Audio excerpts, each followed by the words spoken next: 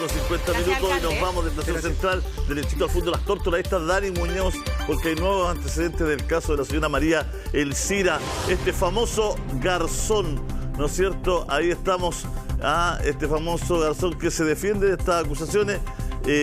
Dani tiene más antecedentes, Daniela.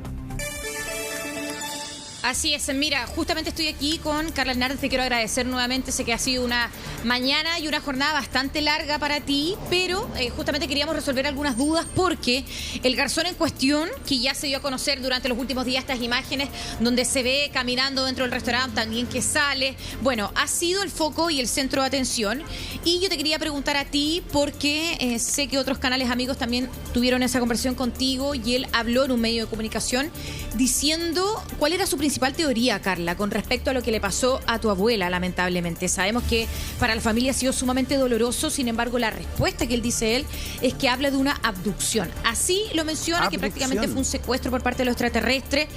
Así es, se le pregunta a él cuál podría ser la teoría y esas son las palabras que él utiliza. Y Carla, preguntarte primero eso, ¿qué te parece a ti? Cuéntame. Me parece muy poco empático, me parece ridículo, la verdad. Creo que muestra su frialdad con la familia y lo que sí, ¿sabes qué? No me sorprende tanto porque acá en el fondo también hay otras personas que han sido de la misma manera, que han hecho comentarios desubicados. Me acuerdo que mi papá me contó en algún momento que Jacinto Ayala le dijo que quizás a mi abuela se la habían llevado los duendes y mi papá pensó... ¿Duendes? Los duendes, No. sí, los duendes. Entonces mi papá pensó que en realidad quizás había tomado algo, el tipo no le dio tanta importancia, pero ahora sumándolo a esto del garzón, la verdad es que siento que se están riendo de nosotros, o sea, Es una falta de nunca respeto. le importó que mi abuela se hubiese desaparecido y realmente es inaceptable. ¿Él ha tomado contacto contigo durante este tiempo, durante esta semana? Porque las declaraciones que él decía era que él mismo se había ofrecido a hablar con la Policía de Investigaciones, él mismo se había ofrecido a hablar con Fiscalía, pero que no lo habían citado después de lo ocurrido. Sí, mira, él me llamó a mí, se comunicó conmigo por WhatsApp, me preguntó si me podía llamar y bueno, yo le dije que sí y me llamó por teléfono. Esto fue la semana pasada. Esto fue el viernes. Y resulta de que me dijo que él ese día había salido a hablar con un familiar, que había mirado a ver si estaba mi abuela, que le estaba comentando, que en realidad a ver si que estaba buscando a mi abuela ese día. Y me dijo que a él no se le hubiese perdido su abuelita. En el fondo como echándonos la culpa a Está nosotros. diciendo que tú eres responsable. Sí, eso. Me dijo que cuando iba gente al restaurante, él les comentaba que a él no le hubiese pasado eso, porque la gente siempre pregunta. Entonces, esa es la respuesta que él le da a las personas, que a él no se le hubiese perdido su abuelita. Entonces, la verdad, una muestra más de indolencia de parte de los trabajadores del fondo, de parte de los dueños también. Nosotros sentimos la frialdad desde el primer momento y eso se ha mantenido hasta el día de hoy. A eso le sumamos una investigación que se ha hecho de mala manera, donde se ha cometido errores, omisiones, incluso ilegalidades. Hay una querella por obstrucción a la investigación y falsificación de documento público, porque un funcionario de la PDI dice que se llevó las 24 horas de video y nunca las resguardó, se borraron. Entonces la verdad es que nosotros hemos vivido una pesadilla con todo esto, se nos han vulnerado nuestros derechos de víctimas por una mala investigación. Lo único que queremos es que nos cambien de fiscal a la Fiscalía ECO, que es lo que estaba pidiendo el abogado, y que esto avance, porque en verdad no ha avanzado absolutamente nada. Para mí ha sido tremendamente agotador todo esto. Además, implica una exposición y que yo no tendría por qué hacer, porque yo creo que ningún ciudadano tiene por qué rogar justicia, y eso es justamente lo que yo he hecho todos estos meses: rogar justicia, tocar puertas, que me digan que no una y otra vez. Yo he ido al Senama, a los derechos humanos. Carla, vamos a seguir conversando, pero antes, André, te doy el pase a ti. Sí, porque tenemos muchas preguntas respecto a las últimas diligencias, esas declaraciones, lo que está pasando hoy en el fondo de las Tórtolas. Vamos a hacer una pausa, volvemos de inmediato con aquí. Volvemos con Dani Muñoz. Estamos con Dani Muñoz y con Carla Hernández. Estamos en un contacto en directo precisamente para hablar de los últimos antecedentes que se tienen en el caso, pero Carla describe lo horrorosa que ha sido esta investigación. La verdad, Dani, que deja mucho que desear todo lo que ha pasado en materia investigativa. deja mucho que desear. Incluso ahora en la tanda comercial conversábamos con Carla porque, claro, si bien se dio a conocer este video, este registro de este garzón, hay cosas que no se entienden. Y tú, Carla, quizás nos puedes ayudar a comprender los últimos hechos y los últimos datos que se han dado a conocer.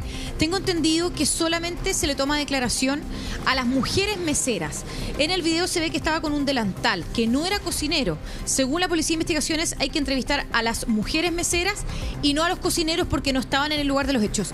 ¿Por qué no se entrevista a él, que era mesero y tengo entendido que es el único hombre que estaba ese día cuando desaparece tu abuela? Por error de la PDI lo empadronaron como cocinero y no como mesero. Y eso delata otro error más grave de la investigación. Tú dices, no era mesero, sino que cocinero, supuestamente. Supuestamente eso no es así. Pero él en la entrevista que da, que hoy día aparece, dice que lleva 20 años trabajando como mesero, que nunca él ha entrado a la cocina. Incluso él se jacta diciendo que es la única persona que lleva más de 20 años contratado, que tiene contrato indefinido y que por tanto nunca estuvo en la cocina. La verdad es que es inaceptable. Yo creo que esta investigación está llena de errores, de omisiones, de irregularidades, incluso de ilegalidades, porque hay una instrucción al principio de parte del fiscal de resguardar las 24 horas de grabación y eso no se hizo, se rescataron menos horas, se rescató alrededor de un 25% de las horas que debían rescatar. Y la verdad es que yo ya dudo de todo, incluso pienso que puede que tengan más horas y no las quieran entregar porque a un canal de televisión le entregaron al comienzo más horas de grabación que las que tenemos nosotros. Entonces, la verdad es que la confianza aquí se rompió. Yo creo que de manera legítima. Nosotros hemos sido súper abiertos desde el comienzo, hemos prestado declaración, hemos tratado de ayudar a esta investigación. Incluso en un momento también a nosotros se nos investigó, se nos abrieron las cuentas, el secreto bancario, todo. Y resulta de que ha sido súper injusto para nosotros porque del otro lado, donde realmente sí hay sospechosos, no se le ha abierto las cuentas. Mónica Kleiner se va diciendo que entregó los videos que nunca entregó. Esa es la dueña que se fue, ahora está en Alemania. Ella nunca ha vuelto en estos 2 años. No, nunca ha vuelto. Entonces, a mí me da la sensación de que quieren seguir dilatando las diligencias porque se han pedido diligencias también en carácter de urgente. No se hacen de inmediato, entonces pasan los meses después, se demoran muchísimo en entregarnos los informes. Y bueno, y así va pasando el tiempo, podemos llegar a los 2 años y pueden querer archivar este caso temporalmente y sentimos que eso es que no quieren avanzar, por algo no quieren avanzar. Aquí hay una obstrucción a la investigación, de esto está la querella por obstrucción a la investigación, falsificación de documento público. Esa querella no ha avanzado en lo absoluto, todavía no tenemos la declaración de uno de los funcionarios policiales que estaría presuntamente involucrado en eso. Entonces, de verdad que yo creo que no se puede así seguir, o sea, son demasiadas la investigación cosas. Tiene que cambiar de fiscalía. Son demasiadas Tiene cosas. que cambiar de fiscalía para poder avanzar. Claro, son demasiadas cosas, son demasiados detalles, no hay minuciosidad, ¿no es cierto? De repente uno dice, bueno, no es pulcra la investigación, son demasiadas cosas amplias, grandes, pero también pequeñas las que nunca cuadran. Hay una serie de imperfecciones, esto mismo que el cocinero es mesero y no es cocinero, en otras ocasiones lo de las grabaciones, que no se empadronó a toda la gente en su momento. O sea, hay demasiados errores en la investigación para que por lo menos ustedes se queden tranquilos. Es muy legítimo lo que ustedes están pidiendo. Exactamente, y me gustaría aprovechar de hacer un llamado al alto mando de la Policía de Investigaciones para que fiscalice estas irregularidades. Yo sé que el inspector general y el prefecto general, Erwin Kler, él tiene las facultades, incluso de oficio, para fiscalizar este tipo de irregularidades. No puede ser que en una investigación ocurran todo este tipo de situaciones, de ilegalidades, irregularidades. No puede ser, o sea, alguien tiene que decir algo. Alguien tiene que hacerse cargo. Porque alguien tiene que hacerse cargo. Claro, el problema, Carla, es demasiado. Que esas desprolijidades, al menos, vamos a decirle desprolijidad al menos, puede significar que no se logre dar con evidencia que es clave en esta investigación. Porque hay cosas que se tienen que hacer al inicio de una investigación y que si no se hacen adecuadamente, entonces puede haberse perdido esa evidencia. ya sean grabaciones, declaraciones importantes, quizás qué otras diligencias que no se hicieron de la manera en que tenían que hacerse y que puede significar no resolver un hecho tan grave como la desaparición de una persona. Así que no hay que perder de vista esto, no es cualquier investigación sobre cualquier cosa.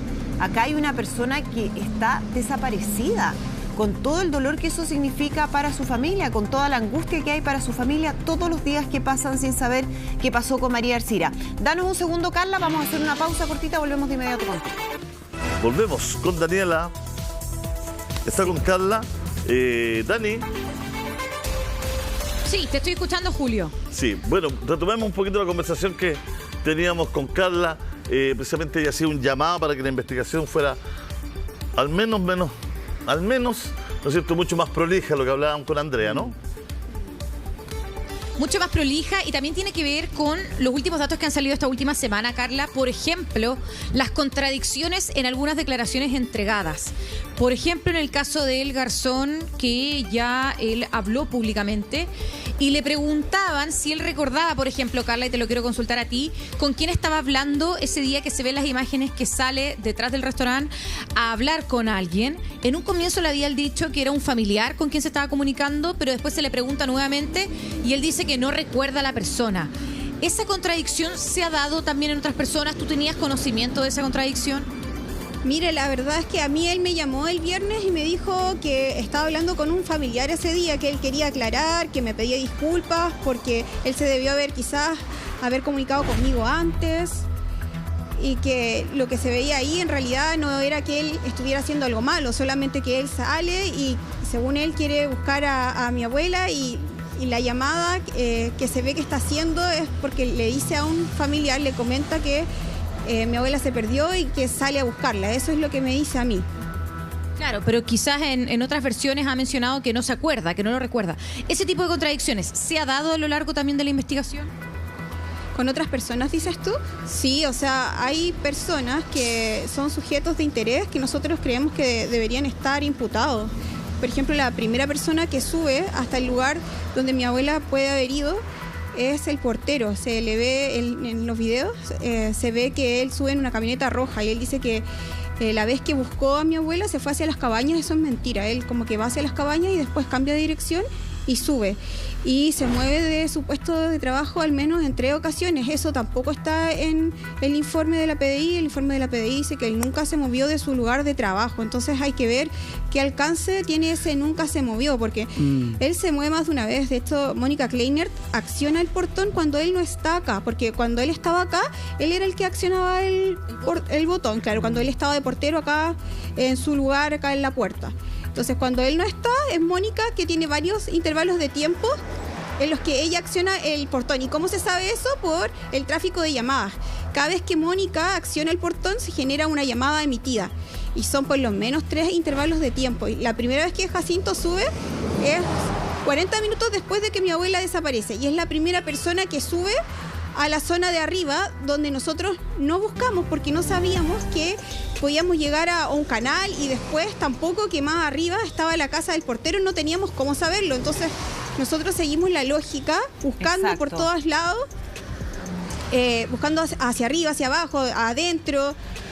Pero ¿sabes qué? Fue tan fría la actitud de los dueños, de Mónica Kleinert ese día. Nosotros le pedimos los videos y no nos pasó los videos.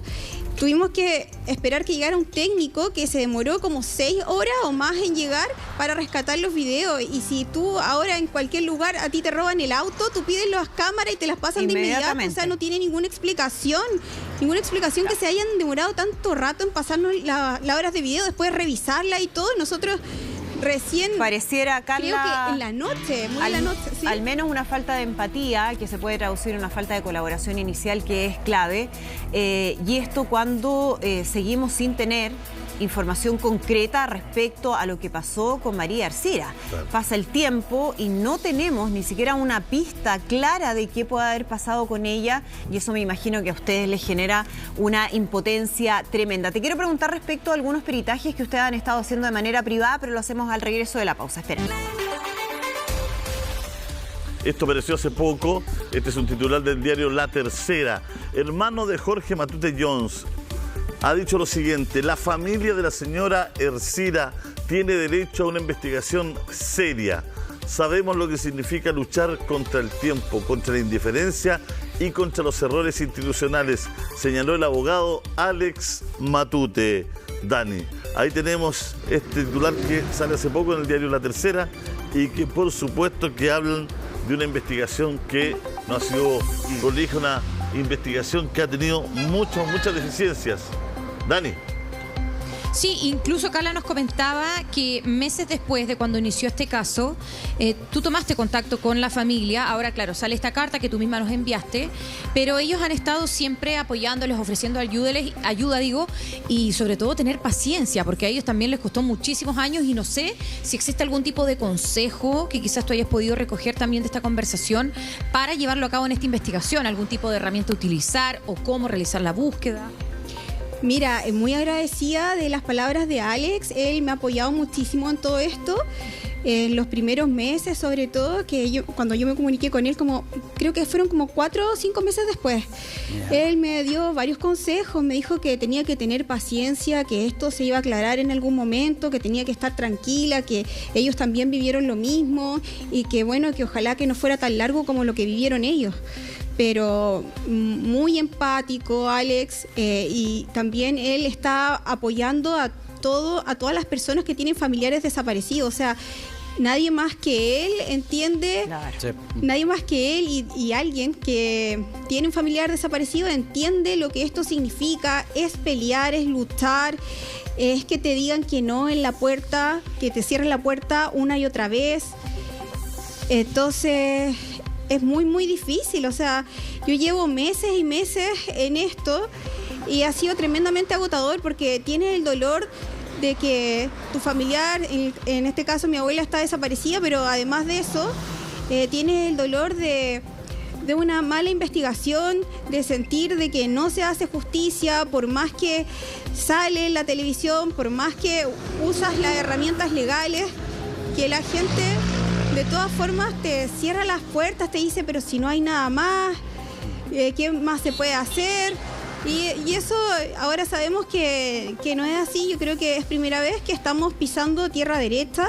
Aquí hay gente que ha mentido en sus declaraciones, que son sujetos de interés, que deberían estar como imputados y no lo están. Hemos esperado muchísimo y yo creo que ya basta. Yo creo que se debe cambiar el equipo investigativo. Es la única manera de que esto avance. O sea, esto aquí no va a avanzar absolutamente nada. O sea, aquí a los investigadores no les conviene que esto avance, porque si los toma otra policía, otra fiscalía, se va a dar cuenta de todos los errores, de las omisiones que se han cometido.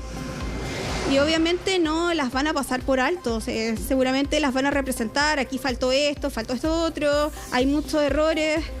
Y bueno, lo único que yo pido es que mi abuela aparezca. Lo único que queremos como familia es llegar a la verdad, que se haga justicia, porque nadie merece una investigación tan deficiente como la que se ha hecho con mi abuela. Nadie en Chile ni en el mundo se merece este infierno. Dani, Carla, una pregunta. Esta declaración insólita del Garzón, de que tu abuela pudo haber sido abducida, ¿en qué contexto se da? ¿A qué responde? ¿Es una ironía que él lanza? ¿Es una broma desafortunada? ¿Es una declaración que se filtra? ¿Fue en serio? ¿A qué se refiere con eso, no? Para dejarlo bien claro. No lo sé, yo creo que es una burla a la familia, porque también aquí hay un trabajador, Jacinto Ayala, que es el de la camioneta roja, que le dice a mi papá en su oportunidad que él cree que se la llevaron los duendes. Entonces, la verdad es que los trabajadores del fondo acá tienen más o menos el mismo discurso. Parece que se pusieron de acuerdo para decir incoherencias y burlarse de nosotros. Mire, y solamente para poner en contexto, porque esta declaración fue emitida hoy en la mañana, Edu, mientras Carla estaba siendo entrevistada por otro medio. Por eso yo le consultaba antes de partir la pregunta si efectivamente ella tenía esa información. Se la dieron a conocer también los otros colegas. Y la pregunta fue qué creía él que había pasado con María Ercira. Misma pregunta se le hicieron también a tu abogado Manrique. Y él manifiesta de esta supuesta abducción, pone a los extraterrestres por sobre la mesa. Él pide en el panel de conversación de que por favor no se rían. Y le preguntan a él, le vuelven a preguntar que de dónde saca esta teoría teoría, si es una teoría que piensa él, y él dice, no la pienso yo, sino que es una serie de especulaciones de la gente que está adentro del fondo. Entonces eso coincide con lo que tú dices, de que no es solamente, Edu, una persona la que manifiesta esta teoría, sino que también otra persona que habría conducido la camioneta roja, que dice que se la llevaron los duendes. Por tanto, ese tema de la abducción no es solamente un pensamiento que tendría él, sino que varias personas que cumplen distintos roles al interior de este restaurante. Claro. Edu. No, impresionante, llamativo a lo menos. Lo verdad que lo de la abducción ya está rayando una cosa. Falta el viejo el saco en el baile. Sí, sí. Pero también le encuentro sentido a lo que dice Carla, que es como, no es como algo que se le ocurrió a él nomás, ¿no? No sé, es una situación bastante particular. La vamos a concretar conversando. Vamos a seguir conversando este tema con Carla. Con Daniela hacemos un alto.